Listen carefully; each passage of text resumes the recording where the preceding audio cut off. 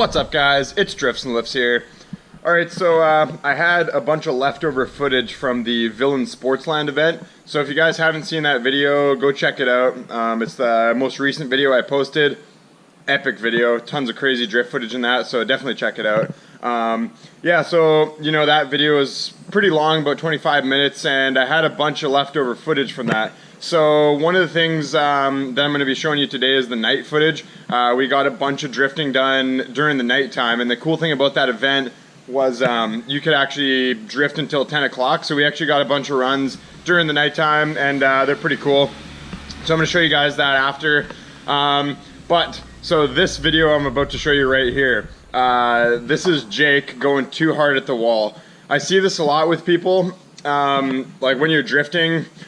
A lot of causes of crashes is people going with too much speed and locking up the front brakes, and then they ended up just like going completely straight, because once you lock up the brakes you can't turn it all. So that's usually what happens. In this case, Jake hit the wall, it straightened out his car on the entry. He was coming with a lot of speed in third gear. You can see him lock up the brakes, and it almost looks like he's right about to just die, basically like hit the wall at high speed with the front of the car. Then last second, he lets off the front brakes, turns out of it, and he actually still smacks the back end of the car, but it's not a big deal because that car's rear end is completely like, you know, it's like adjustable at this point. So check this out.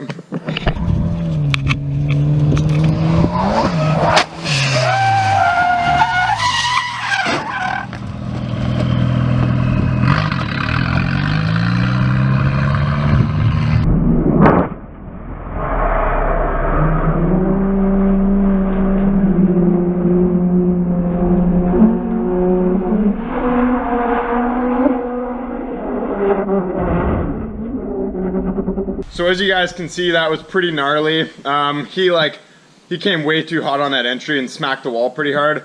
I want to say Jake was killing it all weekend, so shout out to Jake. The guy was driving like a maniac, and the tandems that we were doing were super nice and tight. We were getting pretty consistent with that, so a lot of fun.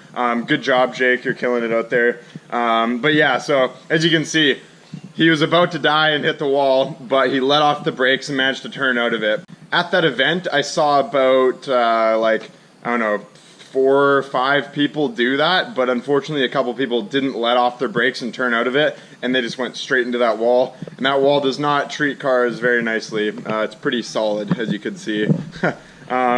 So yeah, here is all the night footage that I wanted to show you guys. Pretty cool. As you can see on some of the runs, there is some spark wall taps, so check it out.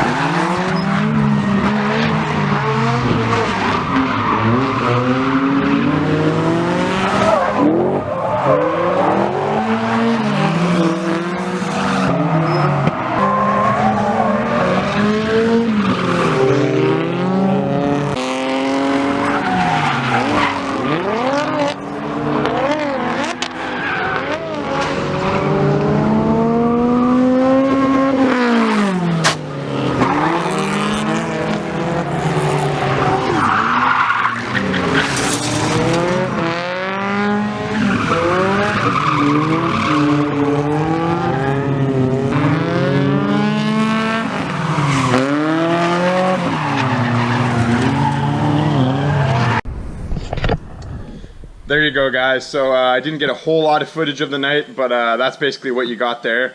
So yeah, all in all, that event was incredible. Again, if you haven't seen the full video, check it out. Yeah, that's like one of my favorite videos of my own to watch. Lots of good drift stuff. So yeah, lots of stuff coming for the channel, guys.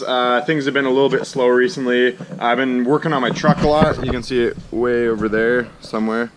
There it is. Yeah, I've been putting in a lot of time on that thing. So just to get a, you know, a reliable daily tow rig that I can tow my drift cars to events with. I'll be showing you guys that truck pretty soon. I'm just gonna lower the rear of it, and then I'll do a little bit of like a review video on it, walk around. Yeah, so another thing I wanted to say is, yeah, so you guys know, those two wagons that I ended up buying a little ways back now. I think it was a couple months, 3 months, 4 months. So that was the 940 automatic turbo wagon, that white one, as well as that turbo manual parts car, essentially. The thing is like super beat. So my good friend Josh Reel, he was actually at the Villain Sportsland event with us. He was driving his 2JS13, and just like Jake, he came too hot into that entry. He smacked the back end of the car on that main entry wall, and it sent him completely straight. He locked up the brakes, and unfortunately Josh didn't turn out of it. So the front of his S13 got demolished. The thing just like hit the wall so hard. Really hard hit. Glad everybody's okay though. That's what a good cage does. So yeah, Josh is actually going to be getting back into the Volvo game. He figures S13 2J, if you crash that thing, you know, so much money down the drain. But if he builds an old Volvo, he won't be out of money too much. You know, if he can crash it, and we can usually like make it work, fix it up. As you can see, mishap's been crashed many times, but it's still good to go. Maybe not exactly crashed. I haven't crashed it a ton, but yeah, wall taps and tandem damage, all that kind of stuff. But anyway, so we're gonna build Josh a turbo manual wagon out of that 940, and we're gonna take the manual swap out of that 740, put it in, get him ready. We have an event in early September called the Drift Union Matsuri. So it's a 2-day event up at our relatively local speedway, Penticton Speedway, 3 hours out of here.